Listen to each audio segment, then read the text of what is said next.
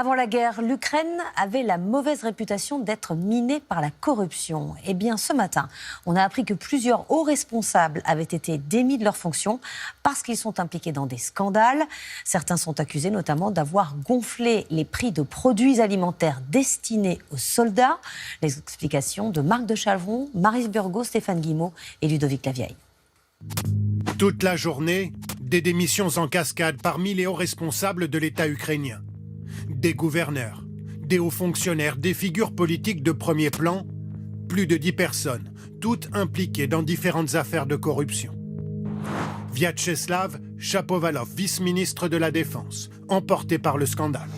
Son ministère aurait signé un contrat de 324 millions d'euros pour approvisionner les soldats sur le front en nourriture, mais à des prix surévalués.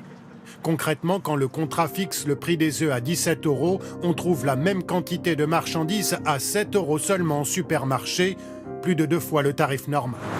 Vassil Lozinski, vice-ministre des Infrastructures, aurait lui facilité l'achat de générateurs à des prix gonflés, soupçonné par l'agence ukrainienne de lutte contre la corruption d'avoir touché 400 000 $.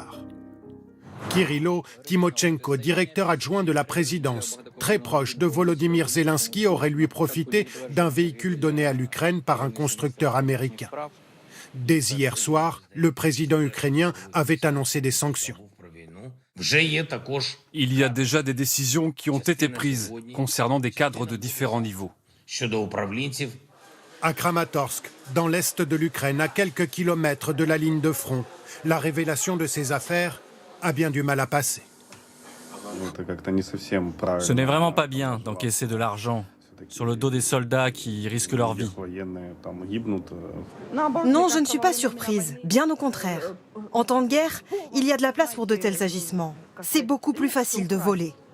Ces scandales interviennent alors que Volodymyr Zelensky tente de convaincre ses alliés occidentaux de se faire livrer des chars de combat. L'Ukraine pourrait toucher l'équivalent de 100 milliards de dollars d'aide de ses partenaires en 2023.